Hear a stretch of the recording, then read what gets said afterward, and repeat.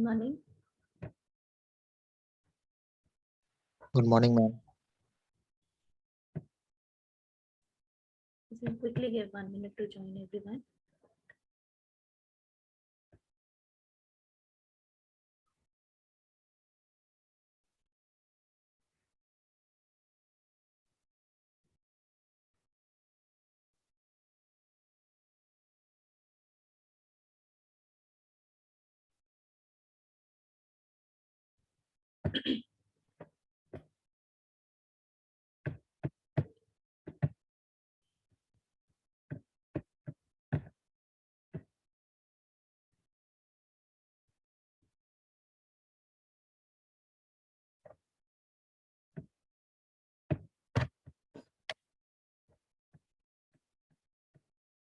Turn the cameras and start the class.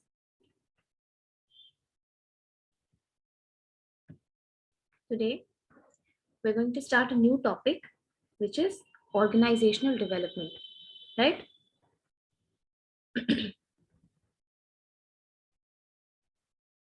Switch on your videos, everyone.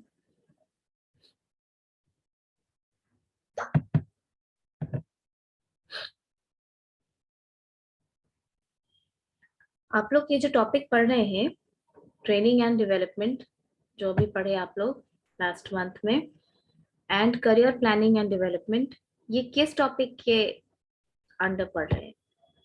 Which is that topic? आपके subject का नाम क्या है? You know this? And there's a reason why I'm asking you this. Of course, you know that. Yes, ma'am. HRD. HRD. HRD के बारे में देखो, HRD एक बहुत ब्रॉड और बहुत न्यू कॉन्सेप्ट है. ठीक है? You have to understand first what is the concept of HRD. थोड़ा सा आई थॉट कि तुम लोगों को HRD के बारे में भी लिखवा देना चाहिए, सो दैट तुम कोई भी आंसर लिखो या कुछ भी खुद से भी समझो, तो एटलीस्ट तुमको ये समझ में आए कि तुम क्या पढ़ रहे हो. HRD मैकेनिज्म में ढेर सारा टॉपिक्स आता है, जैसे जो तुमने करियर प्लानिंग पढ़ी, जो तुमने ट्रेनिंग एंड डेवलपमेंट पढ़ा, एंड मेनी मोर. तो उसमें और भी टॉपिक्स है, जैसे परफॉर्मेंस अप्रेजल है, जिसने भी पेरोल के बाद, जो पेरोल के टाइम पे भी हम समझाए थे, और उसके बाद भी जो HR वर्कशॉप चला था. I think Sunil was there for the longest time in that class. तो उस टाइम पे हम परफॉर्मेंस अप्रेजल भी पूरा पढ़ाए थे तुम लोगों को, लेकिन ठीक है, इट्स ओके. अगर वैसा है तो फिर हम इस बार फिर से समझा देंगे. थोड़ा सा I think you should write about HRD also, ये ब्रीफ इंट्रोडक्शन कोई टॉपिक स्टार्ट करने से पहले. ओके, राइट ना? HRD के बारे में थोड़ा सा लिख लो.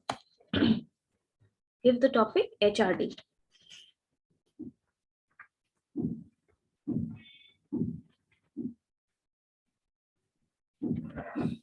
HRD, human resource development, may be defined as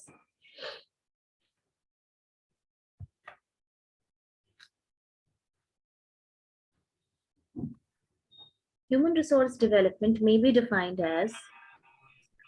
ma'am एक बार फिर से स्टार्ट करिएगा प्लीज. अभी अलाउ म्यूट कर लो बाकी लोग. हाँ. Human resource development may be defined as. HRD human resource development होता है ना, that may be defined as development of people by providing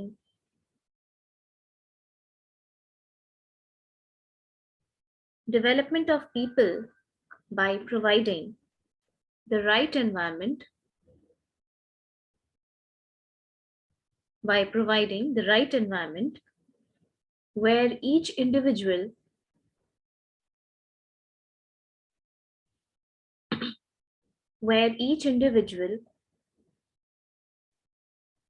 may grow to his fullest potentialities.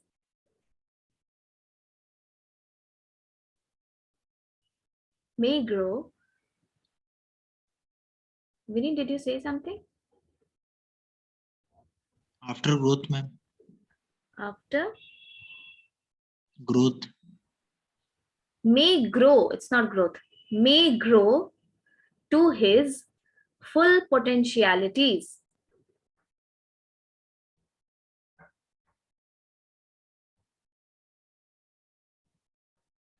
HRD involves, write down, HRD involves,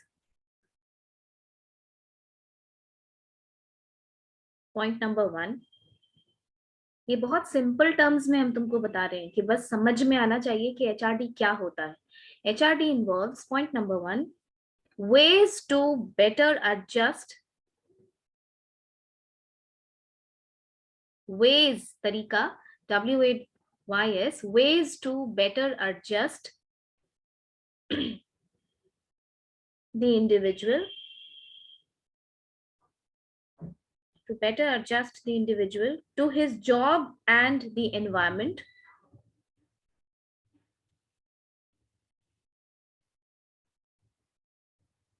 to his job and the environment.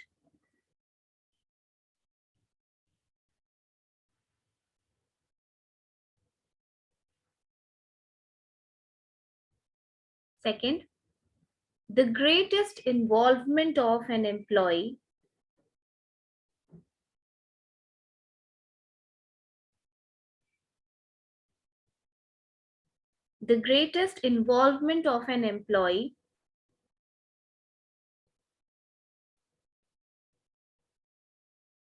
in various aspects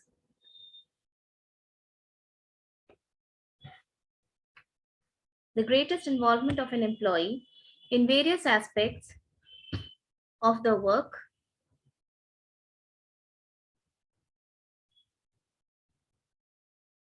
Third point, this is the last point.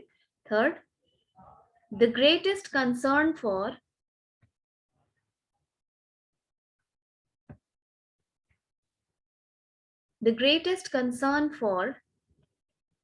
enhancing the capabilities of the individual.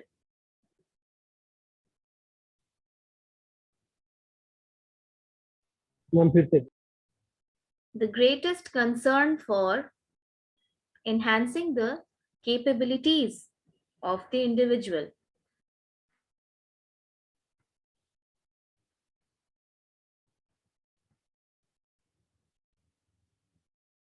ठीक है, अब ये तीनों को पहले इसको हम लोग एक्सप्लेन कर लेते हैं एचआरडी का, क्योंकि ओडी पढ़ने के लिए तुमको एचआरडी समझना बहुत जरूरी है. ओके, एचआरडी में जो पहला पॉइंट है वो क्या है बताओ. पहले ये समझ लो कि एचआरडी में क्या क्या आता है. 2 टॉपिक तुम पढ़ चुके हो. The first topic is training and development, जो तुमने पढ़ा. The second topic is organization planning, career planning, okay, and career development. तीसरा जो पढ़ने वाले हो विच इज ऑर्गेनाइजेशन डेवलपमेंट. उसके पहले हम तुमको थोड़ा बता रहे हैं कि organization development is a mechanism of HRD. HRD में ही ऑर्गेनाइजेशन डेवलपमेंट आता है. देखो और भी चीजें आती हैं, जैसे परफॉर्मेंस अप्रेजल, पोटेंशियल अप्रेजल, ये सब कुछ एचआरडी में आता है. क्या होता है ये सब? ट्रेनिंग एंड डेवलपमेंट तुम समझे. तुम जितनी भी मैकेनिज्म पढ़ लोगे एचआरडी में, no matter you study whole और you study part of it, जैसे 3-4 टॉपिक तो तुमको पढ़ना ही है. ओडी पढ़ना है, करियर प्लानिंग पढ़ चुके, करियर डेवलपमेंट पढ़ चुके, ट्रेनिंग डेवलपमेंट पढ़ चुके. जितने भी टॉपिक्स पढ़ोगे उसमें ये जो 3 पॉइंट्स तुमने अभी लिखा है ना कि एचआरडी इसमें हेल्प करती है, ये तीनों पॉइंट ही तुमको सही मिलेगा. इसीलिए हम एचआरडी का पहले थोड़ा सा ब्रीफ डेफिनेशन तुमको पढ़ाए. पहला क्या है देखो, ways to better adjust the individual to his job and the environment. यानी एक इंडिविजुअल को, ठीक है, एक इंडिविजुअल को एचआरडी मैकेनिज्म हेल्प करता है कि वो अपनी जॉब में बेटर एडजस्ट कर सके. Okay, and not just to his job but the environment also. क्या ट्रेनिंग इसमें हेल्प नहीं करता है? करता है ना. yes. जितना भी ऑन द जॉब और ऑफ द जॉब मेथड्स आप पढ़े हैं उसमें यही चीज तो है कि एनवायरमेंट में हेल्प कर. एनवायरमेंट कैसे? मान लो कि कोई ऑर्गेनाइजेशन, जैसे जॉब तुमको समझ में आएगा, एनवायरमेंट बहुत लोग नहीं समझे होगे. सपोज फैक्ट्री में तुम काम करते हो, तुम एक सेफ्टी इंजीनियर हो या चलो एक वर्कर हो, and I am not able to mute myself. Akanksha, अच्छा वेट. म्यूट और अनम्यूट, अनम्यूट, हाँ ठीक है। Then unjoin Akanksha, unjoin and rejoin होता है, किसी किसी के नेटवर्क में इशू होता है। अनजॉइन करो फिर रीजॉइन करो।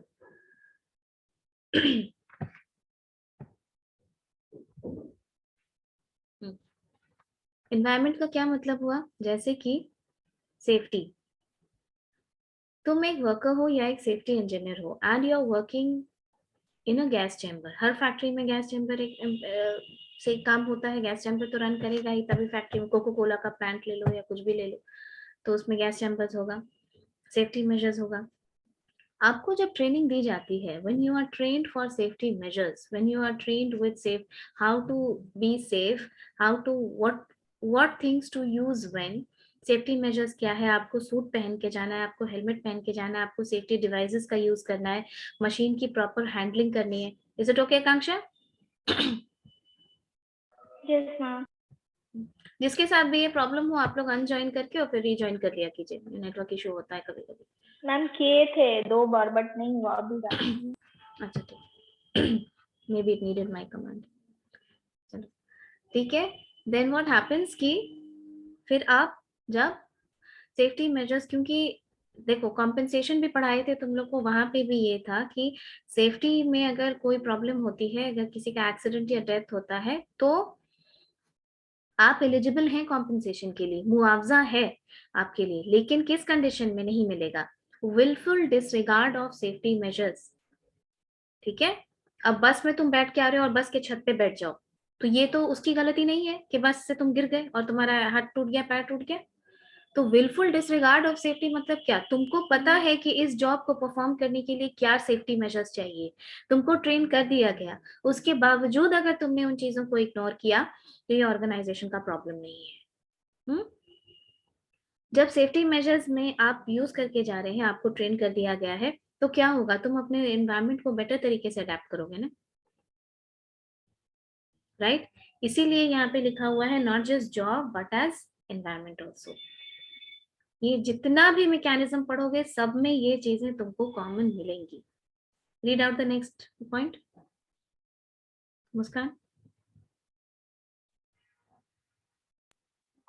The greatest involvement of an employee in various aspects.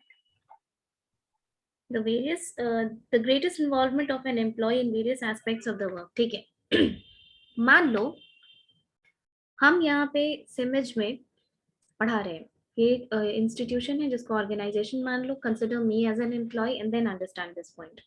हम यहाँ पे पढ़ा रहे हैं, तो अब हम एचआर पढ़ाते हैं तो हम सिर्फ एचआर ही पढ़ाएंगे, एचआर के अलावा ना हम बाएं देखेंगे ना दाएं देखेंगे।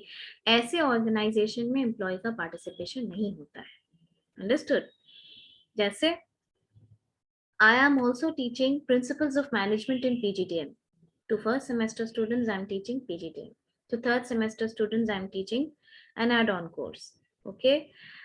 To second year of BBM, I am teaching workshop. I'm taking workshop there. So the greatest involvement of an employee is possible only when there is a concept of HRD, human resource development. Okay अगर organisation में मान लो, ये तो छोटा सा example हम तुमको दिए, ऑर्गेनाइजेशन में अगर 1.5 लाख एम्प्लॉय काम कर रहे हैं और वो 1.5 लाख एकदम स्ट्रीमलाइंड हो, उनका इन्वॉल्वमेंट वर्क में बस उतना ही हो जितने के लिए वो अपॉइंट हुए हैं, या उसका अगल बगल they are not taking the responsibilities, then probably organization की प्रोडक्टिविटी पे इसका बहुत खराब फर्क पड़ता है। Okay, so to extract the greatest involvement of an employee, HRD mechanisms are carried out. इसका एक एग्जाम्पल तुमको देते हैं, देखो परफॉर्मेंस अप्रेजल किसी को पता है क्या होता है?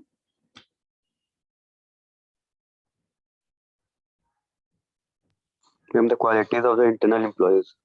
No Ashish, that is not the Systematic quality. evaluation of an employee at workplace.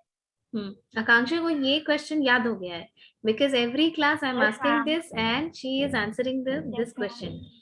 ठीक है, परफॉर्मेंस अप्रेजल का मतलब होता है systematic evaluation of systematic evaluation of the performance of an employee. जैसे ये सुने हो ना, परफॉर्मेंस अप्रेजल का क्या मतलब, ये सुने हो ना कि 1 साल काम करने के बाद सैलरी बढ़ जाती है, या 1 साल काम किया तो उसको काम से निकाल दिया, ये भी होता है परफॉर्मेंस अप्रेजल से। ओके, 2 साल काम किया, उसका इस बार के अप्रेजल में उसको बहुत हाइक मिला है, इस बार के अप्रेजल में उसको एक अच्छे प्रोजेक्ट पे सिचुएट किया गया है। तो ये इसका मतलब क्या हुआ, इसका मतलब कि आपने जो काम किया उसके हिसाब से आपका अप्रेजल हुआ।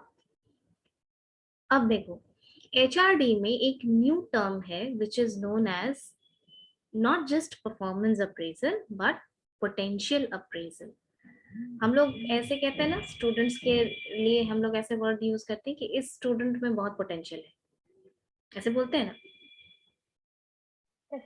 इसका क्या मतलब हुआ बताओ। चलो एग्जाम्पल लो, बीबीएम के एक बच्चे को किसी को उठा करके और हम लोग अगर टीचर्स डिस्कस करते हैं कि इस बच्चे में बहुत पोटेंशियल है, इसका क्या मतलब? मैम इसका मतलब है कि ये और अच्छा कर सकता है, इसमें मतलब फर्दर ग्रोथ का चांस है उसमें, फर्दर ग्रोथ का चांस है, और अच्छा कर सकता है। यही चीज होता है पोटेंशियल अप्रेजल एम्प्लॉइज के लिए भी।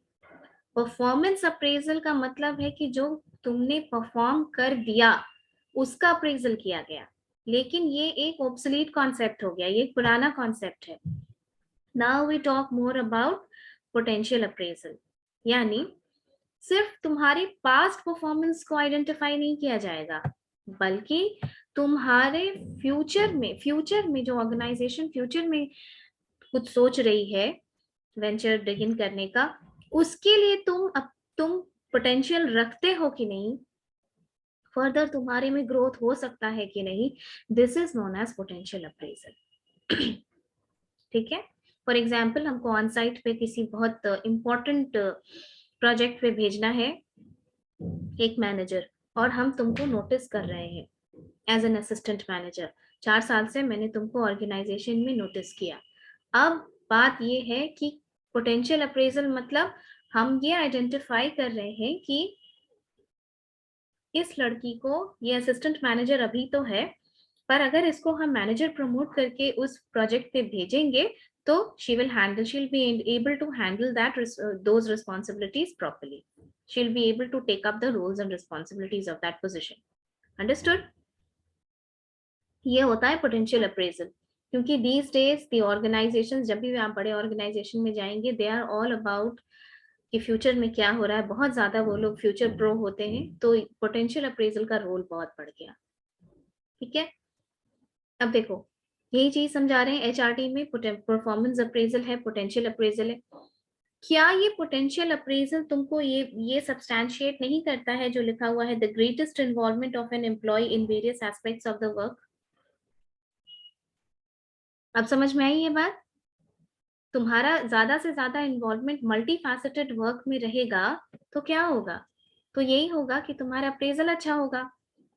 तुम्हारा अप्रेजल अच्छा होगा यानी कि तुम एज अ ह्यूमन रिसोर्स ज्यादा डेवलप कर रहे हो, you are developing more as human resource, you will get better career opportunities in that organisation.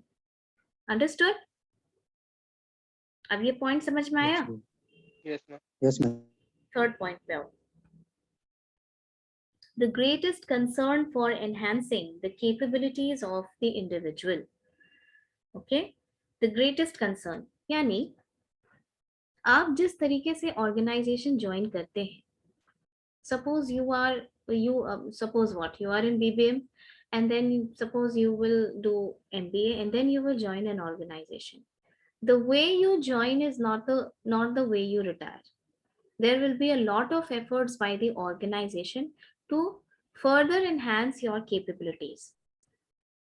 अब ये देखो, कई बार हम ट्रेनिंग एंड डेवलपमेंट और करियर प्लानिंग के समय तुमको समझा चुके हैं कि जो बड़ी ऑर्गेनाइजेशंस होती हैं, the big organizations, they sometimes have assessment centers, they sometimes have HR workshops to call you in small groups and to take in-depth interview of yours and to finally find out कि किस direction में आपका ज्यादा interest है। किस चीज में तुम्हारा ज्यादा इंटरेस्ट है, तुम किस चीज में बेटर करोगी. And it's not just about leaving the organization, it's also about switching to the other jobs in the organization.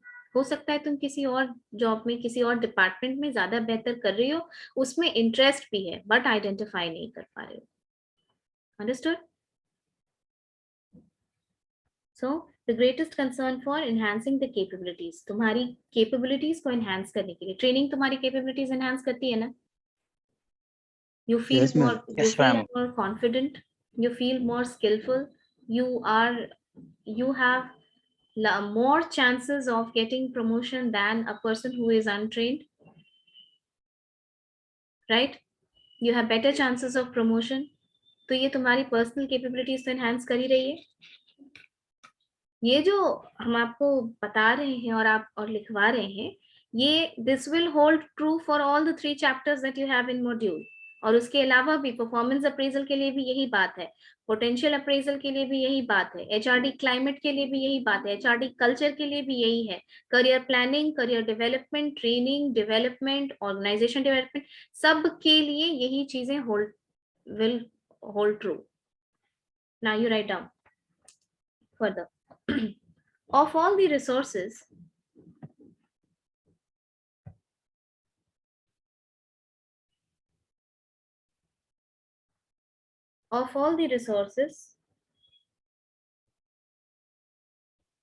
the human resources is the most significant.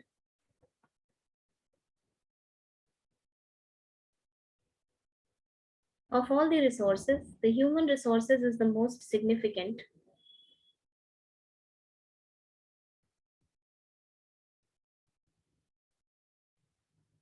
and the only active factor of production.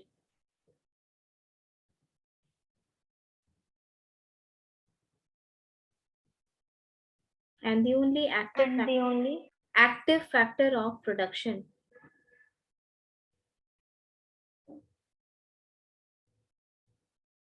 All other factors like capital, all other factors like capital, material, buildings,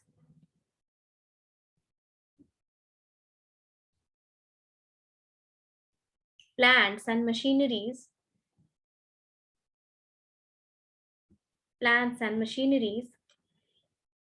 remain inactive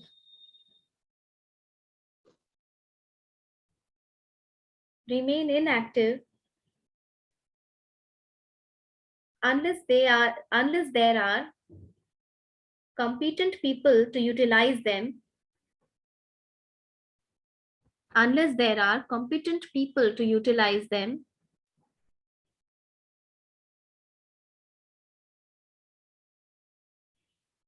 for producing goods and services useful for the society.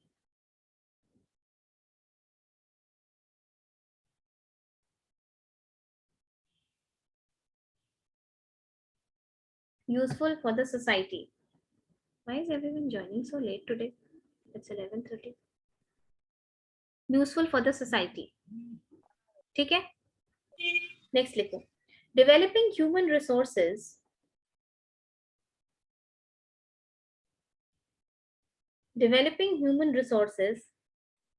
Upgrading their skills,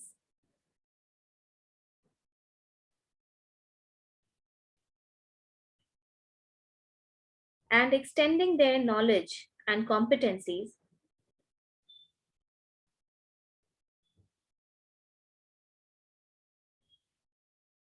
would lead to organization. Repeat, ma'am. Acha. Upgrading their skills and extending their knowledge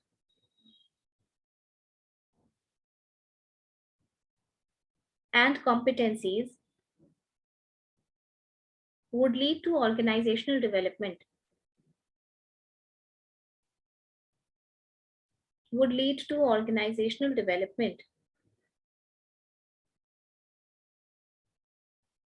organisational development को तुम circle कर लो, bracket कर लो, next topic वही है, इसीलिए हम तुमको HRD इतना बताए. Development. Therefore, human resource development Therefore, human resource development is the key. Therefore, human resource development is the key to enhancing and effective utilization of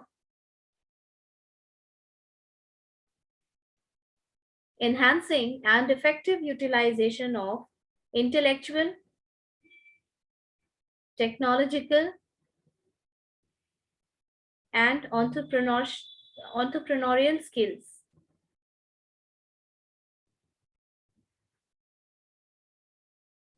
of human resources. Technological, देखो, therefore HRD यानी human resource development is the key to enhancing and effective utilization of intellectual, technological, and entrepreneurial skills of human resources.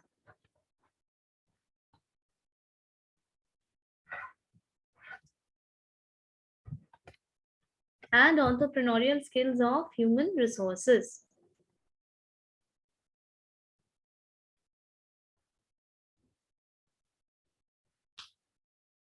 Done?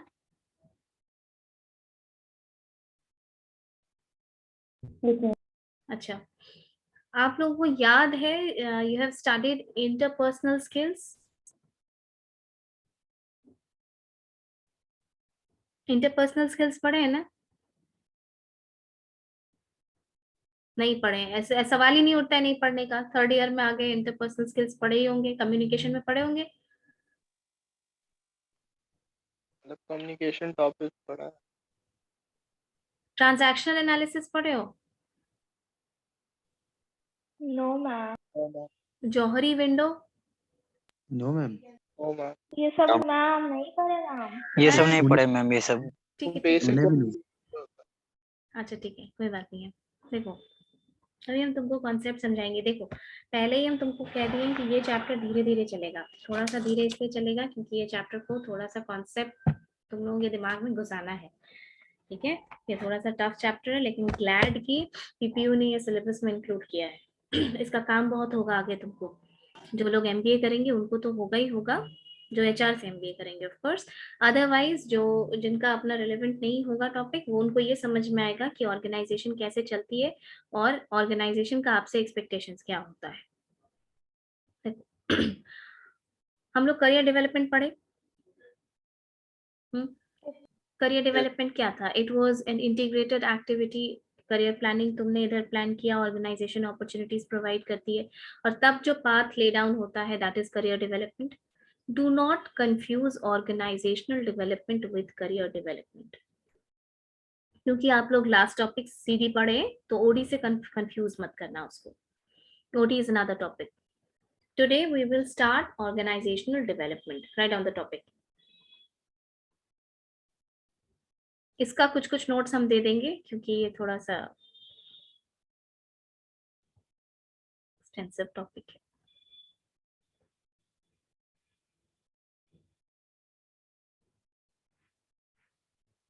Organisational development का मतलब होता है, देखो किसी भी organisation development का ऐसे समझ लो कि ऑर्गेनाइजेशन का डेवलपमेंट, ठीक है, दैट इज ऑर्गेनाइजेशन डेवलपमेंट। अब इसके डिटेल्स में आओ। ऑर्गेनाइजेशन क्या होता है? What is organization? Define organization someone.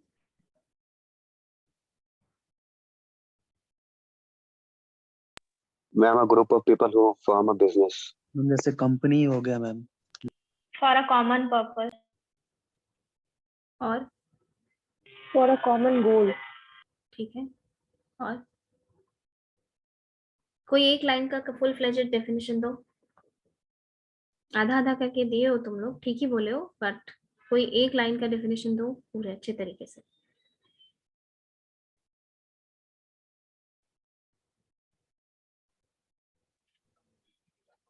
Ma'am, the act of forming and establishing something. No. An organization is a group of people with a particular purpose, such as business or some government department. ठीक है, to an extent Ashish has given correct answer. Muskan and Akanksha added to the correct answer but in fragments. Organization क्या होती है, company, business, ये सब तो तुम लोग को बोलना ही नहीं है ऑर्गेनाइजेशन में, सिंपली एक लाइन का आंसर होता है कि ऑर्गेनाइजेशन क्या होती है। जैसे ऑर्गेनाइजेशन, कंपनी, बिजनेस क्या है, अगर कोई मसाला की भी छोटी सी कंपनी खोल रहा है, मसाला का भी ऑर्गेनाइजेशन खोल सकता है ना, मसाला बनाने का, उसमें 2 लोग भी हो सकते हैं, उसको भी ऑर्गेनाइजेशन बोला जाएगा। तो फिर किस तरीके की चीजों को हम ऑर्गेनाइजेशन बोलते हैं, अभी भी तो समझो। What is organization? Organization development पढ़ाएंगे, ऑर्गेनाइजेशन पता ही नहीं। An organization is a group of 2 or more people who work towards a common goal. Common objective, common objective या goal अगर नहीं mention करोगे तुम्हारा आंसर incomplete नहीं, गलत होगा, ठीक है? You have to mention for a common goal. Akanksha and Muskan added, I told you that both of them added, but in fragments. Ashish said to an extent it was correct. When 2 or more people work towards a common objective or common goal, then that is known as organization. Okay? अब देखो organisation में development की कब जरूरत पड़ती है?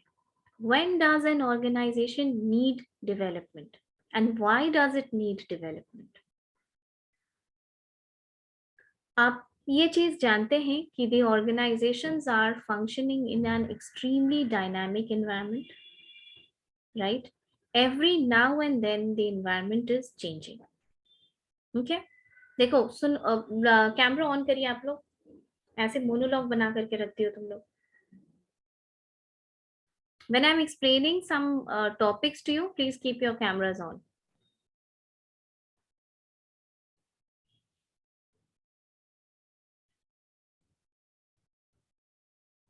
बाकी लोग ऑन कीजिए।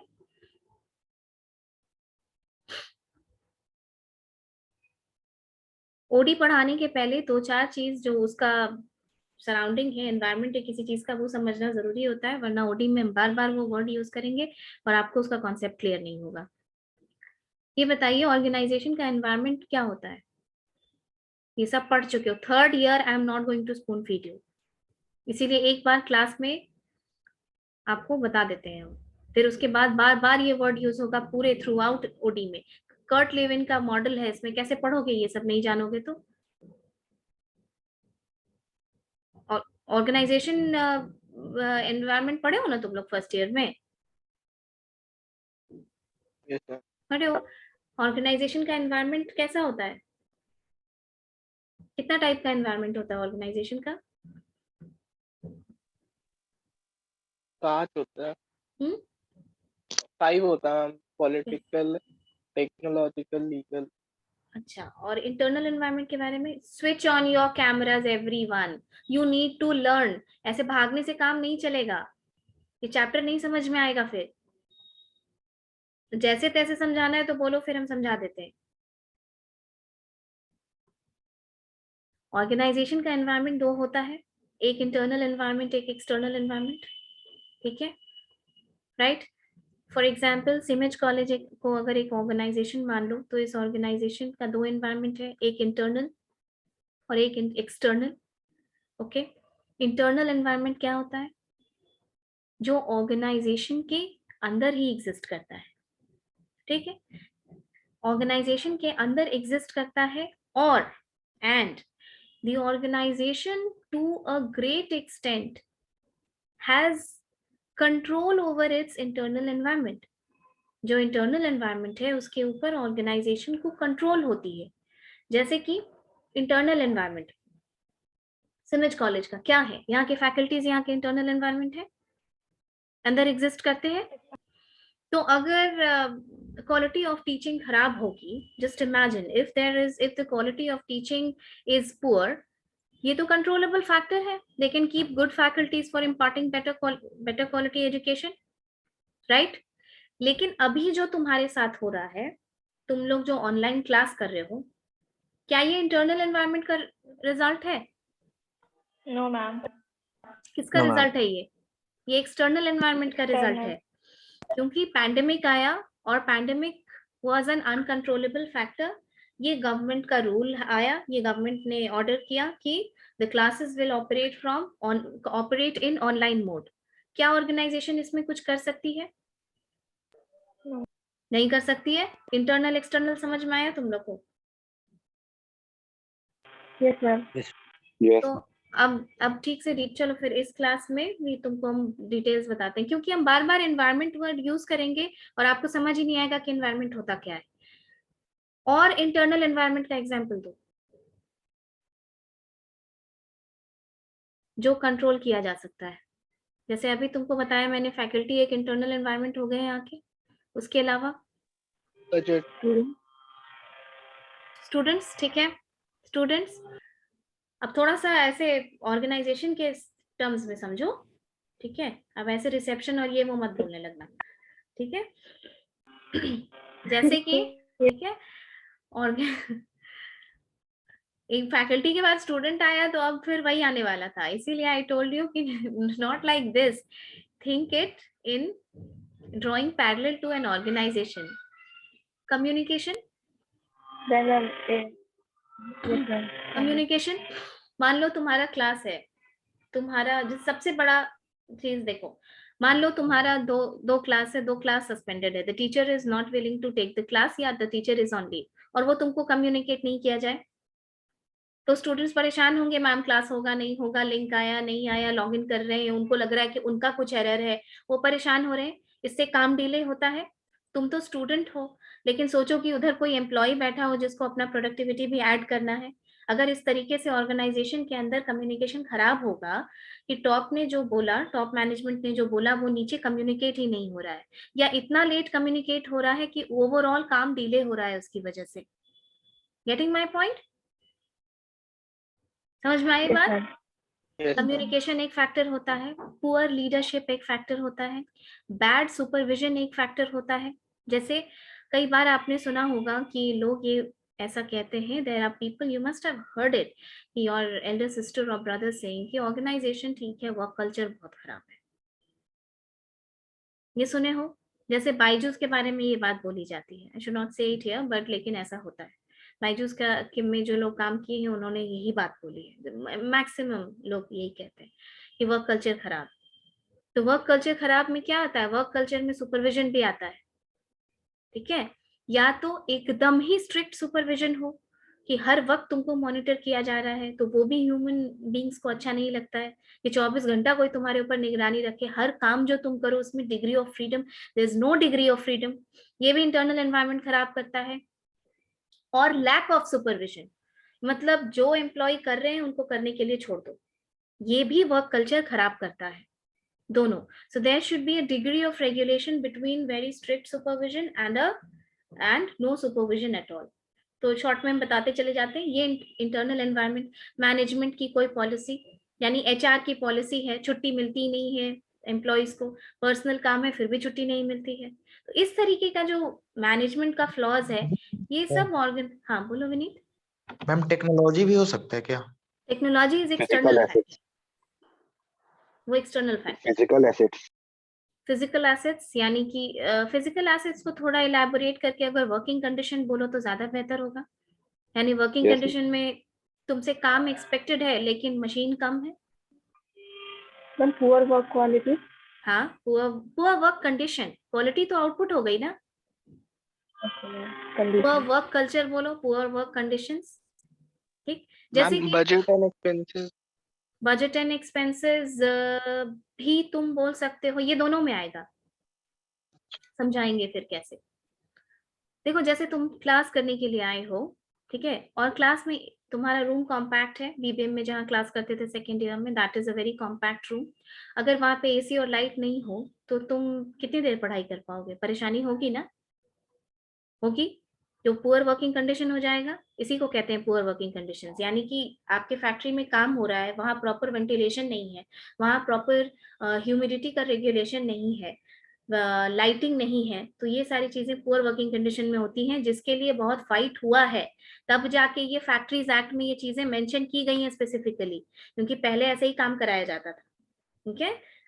उसमें ये तक डिफाइन किया हुआ है कि दो लोगों के बीच का स्पेस कितना होना चाहिए, ठीक है?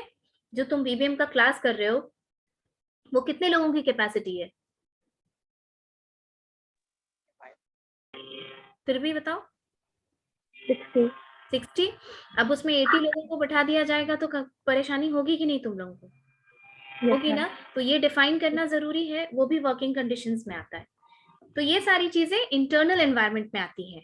हम अब एक बार समझा रहे हैं, अगली बार से फिर ये समझाएंगे नहीं, पूछेंगे हम, क्योंकि थ्रू आउट ये चैप्टर में एनवायरनमेंट का बार बार मेंशन होगा। तो आप समझ लीजिए कि इंटरनल एक्सटर्नल क्या होता है। और मैम एक्सटर्नल में रिसोर्सेज आएगा? रिसोर्सेज आएगा। देखो एक्सटर्नल फैक्टर में भी दो तरीके का फैक्टर होता है, दो होता है डिवीजन, एक माइक्रो फैक्टर्स और एक मैक्रो फैक्टर्स। ये पढ़े हो? Yes ma'am. माइक्रो फैक्टर्स क्या होता है? देखो मैम जो इंडिविजुअल से डील करता है। इंडिविजुअल से नहीं डील करता है। माइक्रो फैक्टर्स वो होता है जो तुम्हारी ऑर्गेनाइजेशन के, तुम्हारे इंडस्ट्री के पास में ऑपरेट करता है। ठीक है, पास में। अनकंट्रोलेबल वो भी होता है, लेकिन वो तुम्हारे जस्ट बहुत पास में ऑपरेट करता है। एग्जाम्पल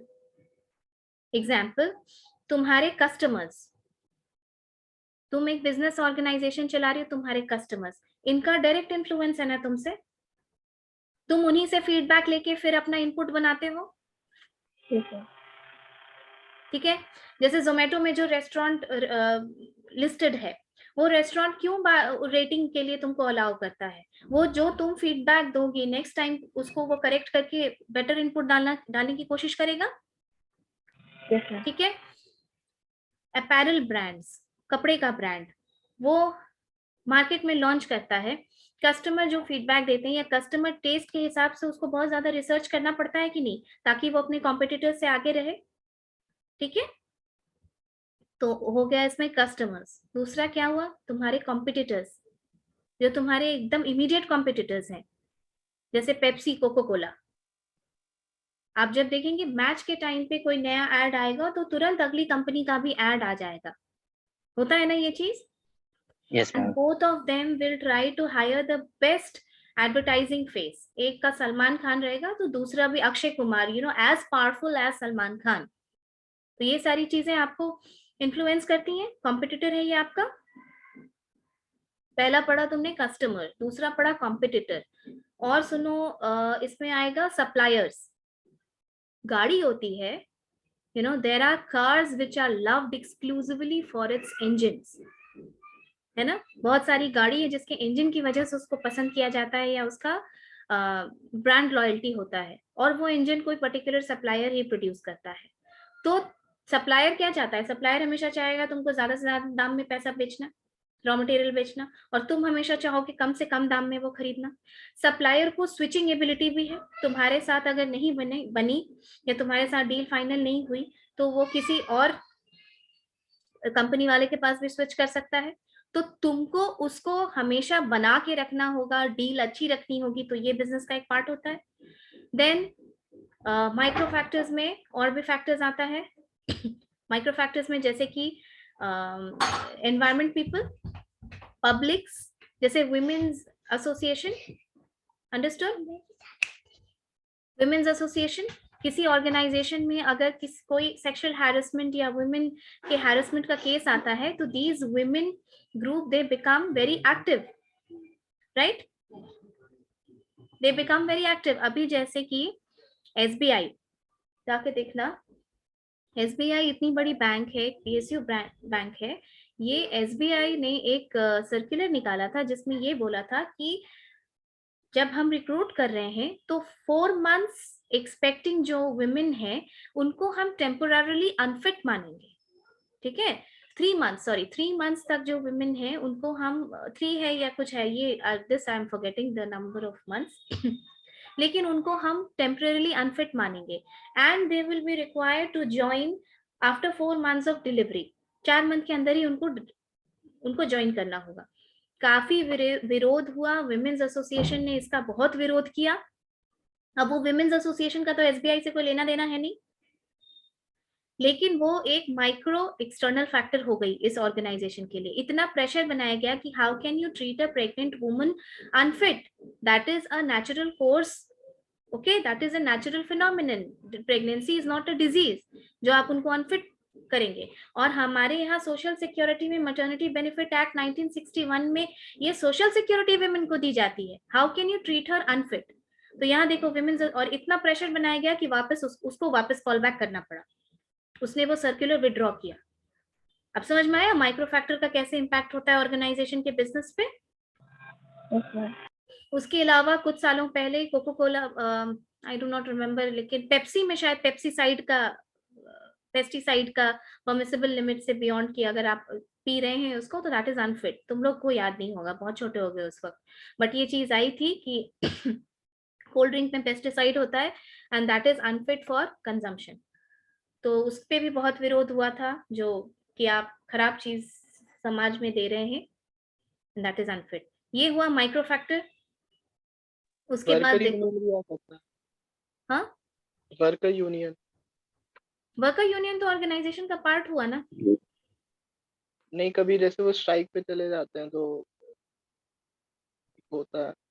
नहीं, वर्कर यूनियन में तुम्हारा जब भी तुम जाओगे तो वो तुम्हारे ऑर्गेनाइजेशन का मेंबर जरूर होगा उसमें। अगर बैंक का यूनियन होता है या फेडरेशन होता है, कन्फेडरेशन होता है, तो उसके आप पार्ट होते हैं, ठीक है। तो इंटरनल फैक्टर्स में वो होता है, तुम उसको बोल सकते हो कि अंदर का ये फैक्टर है और उसकी वजह से जो भी होता है। लेकिन हम यहाँ एक्सटर्नल फैक्टर पढ़ रहे हैं वेद, ओके। Yes. वो इंटरनल हो जाएगा। तो ये सारी चीजें समझे आप। प्लस आपका ऑर्गेनाइजेशन जितना मन चाहे एनवायरनमेंट को पोल्यूट नहीं कर सकता है। There are regulatory bodies like NGT, national green tribunal है, या उसके अलावा भी बॉडीज हैं जो कि ऑर्गेनाइजेशन को इम्पैक्ट करती हैं। ये माइक्रो समझ में आया? Yes ma'am. अब आ जाओ मैक्रो फैक्टर्स पे। मैक्रो फैक्टर्स बहुत दूर से इन्फ्लुएंस करता है, ऑर्गेनाइजेशन के पास वाला फैक्टर्स नहीं है, लेकिन इसका इम्पैक्ट ऐसा है जो कंप्लीटली अनकंट्रोलेबल है। तुम इसका कुछ नहीं कर सकते हो, ठीक है, तुम इसका कुछ भी नहीं कर सकते हो। All you can do is कि अगर आपकी एनवायरनमेंट अच्छी, आपका ऑर्गेनाइजेशन अच्छा है, आपकी ऑर्गेनाइजेशन की प्लानिंग अच्छी है, आपका ऑर्गेनाइजेशन का एनवायरनमेंट स्कैन करने का प्रोसेस अच्छा है, आप इतने विजिलेंट हैं कि आपके एनवायरनमेंट में चेंज आने वाला है, वर्किंग एनवायरनमेंट में, और you can cope up with that change, तो योर बिजनेस विल सर्वाइव। इसमें किसी ने बोला था 5, वेद ने बोला था 5, ऐसे याद रखो, पेस्टल से याद रखो, PESTEL, ठीक है। P is for political, E is for economical, S is for socio-culture, T is for technological, E is for environmental, and L is for legal, ठीक है। मैम टेक्नोकॉल, हेलो। हाँ बोलो युवराज, बोलो Yuvraj. Technological I think. P is for political, E is for economical, S is for socio-culture, T is for technological, technology जो तुमने बोला, E for environmental, and L is for legal, ठीक है। पॉलिटिकल फैक्टर्स जल्दी जल्दी एग्जांपल से समझो, class is getting over. P क्या हुआ? Political factor. जैसे टेस्ला इंडिया में आने के पहले उसका बहुत सारा पॉलिटिकल जो चीजें हैं वो उसको रोक रही हैं, यानी the politics, the government, political मतलब गवर्नमेंट। अब किसी भी टाइप की गवर्नमेंट जो होती है उसकी एक आइडियोलॉजी होती है, कुछ प्रो गवर्नमेंट होती है, कुछ एंटी गवर्नमेंट होती है। जो भी बिजनेसमैन होगा वो जो चीजें उसको बेनिफिट करेंगी, जैसे कि बीजेपी गवर्नमेंट प्राइवेट बॉडीज को काफी फैसिलिटेट करती है, आइए आप फ्लरिश कीजिए, एंटरप्रेन्योरशिप स्किल्स वगैरह। ऑन दी अदर हैंड अगर कोई बिजनेस ऐसी होगी, कोई गवर्नमेंट ऐसी होगी जो, हम एक बिजनेसमैन है, हम बिजनेस करना चाहते हैं, बट यहाँ की जो गवर्नमेंट है वो मेरे से प्रो गवर्नमेंट नहीं है, ठीक है, एंटी है, तो हम अपना इतना पैसा फंसाना पसंद नहीं करेंगे, ओके। पॉलिटिकल, सो जो पॉलिटिकल फैक्टर्स ऑर्गेनाइजेशन में एनवायरनमेंट में रहता है उसके हिसाब से भी बिजनेस चेंज होता है। ई स्टैंड्स फॉर इकोनॉमिकल। अब सरकार ने अपने मन से डिमोनेटाइजेशन ले आया, डिमोनेटाइजेशन हो गया, जीएसटी आ गया सबको क्लब करके, क्या ये फैक्टर्स ऑर्गेनाइजेशन के कंट्रोल में थे? नहीं नो थे। मैम। तुम No. अब कुछ बिजनेस हाउसेस को ये अच्छा लगा, कुछ ने सेड कि this is a welcome change, क्योंकि सोर्स पे टैक्स लग गया इसलिए टैक्स चोरी रुकेगी। कुछ को ये अच्छा नहीं लगा, कुछ ने ये सोचा कि बहुत नुकसान हो जाएगा, जैसे एमएसएमई, इनके लिए बहुत बड़ा सेटबैक था ये, क्योंकि वो मेजर अपना ट्रांजैक्शन कैश में ही करते हैं, तो रातों रात पैसा बंद हो जाने से उनको बहुत नुकसान हुआ। ठीक है, and suddenly the business got disrupted and disturb. ये हो गया इकोनॉमिकल फैक्टर। सरकार रेट इनको, तुम स्टील का बिजनेस करते हो और सब्सिडी बढ़ा दिया, घटा दिया, इससे तुम्हारे बिजनेस में इम्पैक्ट होगा, राइट? अभी जो बजट आया उसमें कुछ लोगों को फायदा हुआ, कुछ लोगों को नुकसान हुआ, ये इकोनॉमिकल होता है बजट, लेकिन तुम इसका कुछ नहीं कर सकते हो, तुम सिर्फ कोप अप कर सकते हो। ये हो गया एक्सटर्नल फैक्टर में economical. S is socio culture factor. ठीक है, सोशियो कल्चर फैक्टर का मतलब किसी, आप बिजनेस कर रहे हैं तो आप माइंडलेसली बिजनेस नहीं कर सकते हैं किसी जगह पे। आपको जहां पे बिजनेस करना है उस जगह के सोसाइटी, उस जगह के कल्चर को समझना होगा। इसका सबसे अच्छा एड रिसेंट, सबसे अच्छा एग्जांपल जो तुम लोग यंग जनरेशन भी इसको रिलेट कर पाओगे, मान्यवर का जो एड आया, तनिष्क का जो एड आया, समझ में आई बात? Yes ma'am. कन्यादान को लेकर के इतना हंगामा हुआ कि you just attacked our culture. इसके अलावा भी ऐसी बहुत सारी चीजें आपको होती रहती हैं। तो क्योंकि हमारा एक सेक्युलर ऑर्गेनाइज, जैसे दुबई, यानी अगर साउथ ईस्ट एशिया में या फिर सऊदी अरेबिया की तुम बात करो तो they are very radical Islamist, वहां पे तो आप सोच भी नहीं सकते हैं। तो उनका जो बिजनेस है वो भी, उसका भी बहुत सारा फंडामेंटल्स जो है वो उनके रिलीजन पे बेस्ड होता है। ठीक है, उनके बिजनेस में भी ये रिलीजन का बहुत इंपॉर्टेंस झलकता है। ओके, वाइन का बिजनेस वहां नहीं हो सकता है। उसके अलावा भी बहुत सारी चीजें जो उनके इस्लाम में फोरबिडेड है, वो आप उसका बिजनेस आप वहां करने का सोच भी नहीं सकते हैं। India, we live in a society. Ma'am तो वहाँ पे अल्कोहल बैन है ना, अल्कोहल तो बिल्कुल नहीं होता है। कभी देखे हो मोदी जी को अल्कोहल गिफ्ट करते हुए इनको? लेकिन अगर यही चीज तुम यूरोपियन कंट्रीज वगैरह को में तुम अगर जाओगे तो फ्रांस में ओल्ड वाइन और ये सब गिफ्ट करना is suppose to be a sign of respect. वहाँ ओपन कल्चर है वहाँ नहीं है। तो यहाँ पे तुमने देखा होगा कि इंडिया में कि फर्स्ट लेडी कौन होती है? प्रेसिडेंट की वाइफ होती है। जब यूएस के ट्रम्प आए थे वाइफ के साथ, the first lady of India will also welcome them on dinner और लंच। वहां देखे हो कभी भी अरेबिया में कि उसकी राजा की वाइफ आई है वेलकम करने, और तुम राजा से उसके वाइफ के बारे में पूछ भी नहीं सकते हो कि कैसे हैं family and all that. No, ये सब भी बिजनेस टर्म्स में, इंटरनेशनल बिजनेस स्ट्रेटेजी पढ़ोगी तब उसमें पता चलेगा कि हर जगह का अपना अपना कल्चर होता है, और culture is so important for your business in any country. बहुत सारा एडवर्टाइजमेंट सेम कंपनी का ऐसा है जो इंडिया में बैन है लेकिन अमेरिका में चलता है, जैसे लेवाइस जीन्स। लेवाइस जीन्स का बहुत सारा एड था, है, और उसके अलावा भी बहुत सारा ऐसा एडवर्टाइजमेंट्स है जो इंडिया में बैन है और अमेरिका में is fine. There are words which are slang in some country and okay in the other countries. तो आपको कहीं पे कई बार ऐसा हुआ है कि ब्रांडिंग करते समय, जैसे जो रैप किया जाता है, cold drink and all that, can जो बॉटल्स होते हैं, उसमें ऐसे वर्ड्स का यूज हो गया है which is not acceptable to the society, तो उसको वापस करना होता है। प्लस आपने ऐड में देखा अभी तनिष्क और ये सब का ऐड जो है, इसको कहते हैं सोशियो कल्चर। देखो ये सब बहुत बड़ा बड़ा टॉपिक है, ठीक है, इसका बहुत एग्जाम्पल्स है, तो हम अभी तुमको बस ओडी समझाने के लिए समझा रहे हैं। PES हो गया, T फॉर टेक्नोलॉजिकल। अब तुम्हारा बिजनेस चल रहा है टेक्नोलॉजी पे, जैसे TCS वैसी कंट्री में जाएगी क्या जहाँ नेटवर्क वगैरह वीक है, जहाँ सरकार टेक्नोलॉजी के फर्दर एनहांसमेंट के ऊपर ध्यान नहीं दे रही है? नहीं, technology is very important for working in an organization. सिर्फ टेक्नोलॉजी 5G 4G 7G नहीं है, इसके अलावा मशीन्स भी रिलेटेड है टेक्नोलॉजी एंड ऑल से। STE एनवायरमेंटल, इसका दोनों चीज से आप पढ़ सकते हैं। एनवायरमेंटल फैक्टर्स, एक बहुत सारा जो फैक्टर्स हैं वो जो बिजनेसेस हैं वो एनवायरमेंट पे डिपेंड करता है, जैसे आइस स्कीइंग, ठीक है, अब वो बिना आइस के तो होगा नहीं, तो वो ठंडी जगह पे होता है और ये बहुत बड़ा बिजनेस है। जैसे अभी अगर कश्मीर चले जाओगे तो वहाँ के जो ट्रेनर आते हैं सिखाने के लिए वो न्यूजीलैंड से आते हैं।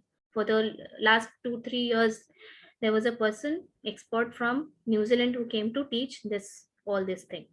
उसके अलावा 4 धाम यात्रा की बात करो 6 महीना वो बंद रहता है, अभी पूरा बर्फ से ढका है, फिर वो दिवाली के बाद फिर वो खुलेगा और मई तक वो खुला रहेगा। दीज बिजनेसेस, अब ये खुलने की वजह से उस जगह का लोकल टूरिज्म कितना ज्यादा इफेक्ट होता है ना। इसके अलावा भी Yes, ma'am. एनवायरनमेंट में, जैसे कि आप एनवायरनमेंट में एनजीटी वगैरह है, ये एनवायरनमेंट रेगुलेटरी बॉडीज हैं, आपको एनवायरनमेंट का भी ख्याल रखना होगा। सस्टेनेबल डेवलपमेंट पे हम ध्यान देते हैं।